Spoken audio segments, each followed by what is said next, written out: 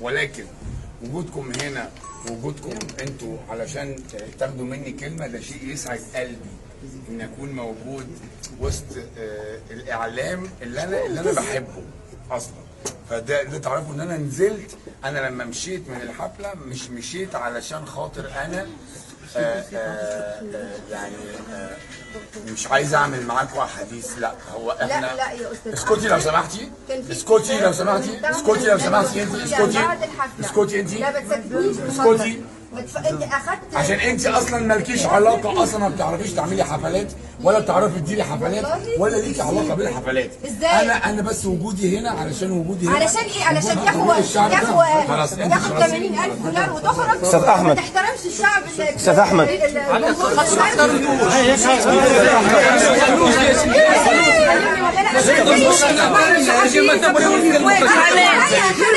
تسكتي انتم تاخذوا موقف، تسمعوا الميكرو، تسحبوا منه الميكرو. مراه تونسيه دماغ واقفه على الجمر، المراه هذيا باش تخدم باش توفر باش تجيب احمد سعد يقول لها اسكتي انت وانتم تصوروا فيها. تصدمت انا ما تسكتش هذيك مراه تونسيه مثقفه، مراه قدرها عالي، خلوها يسمحها شويه. ما تسكتش،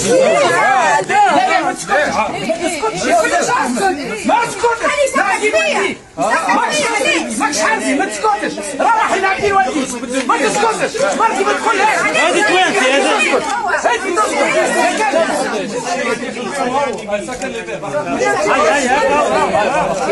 انا حاضره وحيه معاها، انا حاضره معاها المراه هذيا جمعتين كاملين، مراه ما ترقدش ما تاكلش ما تشربش، باش تجينا اليوم فنان من بلد شقيق مصر على عيني وراسي، يقول لها اسكت في بلادها 6 رجال ماني عايشه. خويا تونس هنا اليوم، احمد سعد جاي هنا مراه تونسيه اليوم في تونس في عقر دارنا. يرجع يعتذر زاد. ليه هدوء، ما تستحقش تونس، انت تونس اكبر منك. شويه هدوء يا جماعه. احنا المراه التونسيه مش قداش ما تخليهاش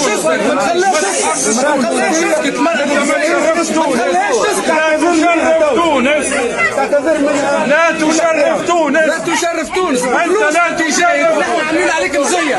ليه يا اولاد شويه شويه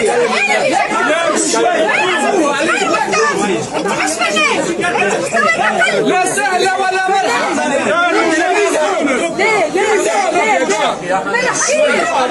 عنده ما يحكي، احنا وقفنا له وقلنا له مراتو زيد هينها، خرج وخاف خاطر عنده كارتاج يا جماعه. احمد سعد اليوم هذه مراه تونسيه، اقسم بالله نحكي بها المراه ذي جت على الجمر وانا حيه. المراه ذي تعبت، مدير اعمال وانا نقدم في الحفله دزني يا جماعه، وخرجتي مالكريسا توا جيت. مدير اعمال وهذاك مش مدير اعمال، خليت فنان مصري زاد يغني وانقذنا الموقف وقعد الجمهور واستنى. اما احمد سعد لا يمثل الفن المصري، لا يمثل الفن المصري. الاولى اداره اعماله. خليه شويه يعتذر يعتذر ما تمد حتى الميكرو، يعتذر عليك شويه يعتذر. هبط بنات صغار بالسين.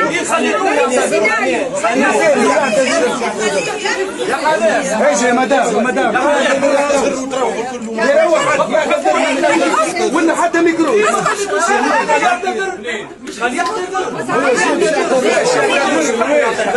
جيب باش يعتذر معلم، يثبت في بلادك يا معلم. لا يعني اسكتي انا في تونس صرفكوا ديريكت.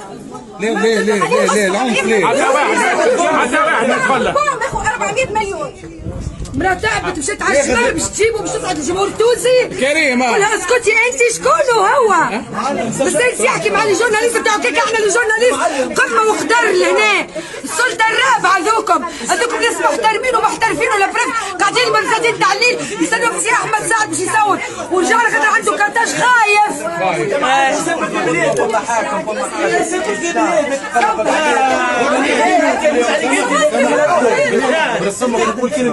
في قلبي يعطيني 400 مليون اللي صرفنا في الاسبوع. مش معناها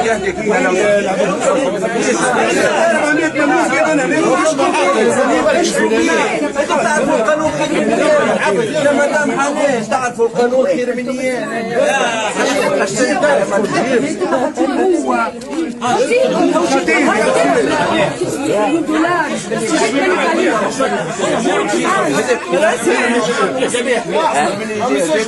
نمشي ولا ما يعتذر شكون يسجلوا معايا؟ ما يسجل حد ما تدخلش ميزان انت عمك علاش تحب تخسر واحد؟ ماك شوف رجع يعتذر لا ودي يعتذر خليه فيديو كل حاجه يعتذر على المراقبه خليه يعتذر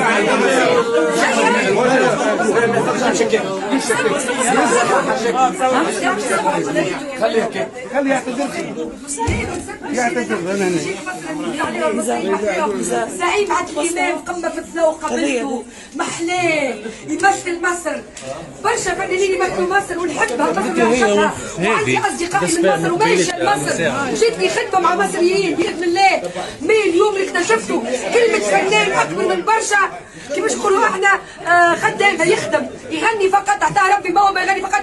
لو انا ريتو سورسان انا نشط في الحفله يعمل له هكا صاحبي خرج عليا الصحفيين التوانسه هم يطلعوا الفنان والتاريخ يشهد. شكون طلع كاظم الساهر احلام انهام شكون طلع مدحت صالح جسمه الاخر علي الحجار نجيب الخطاب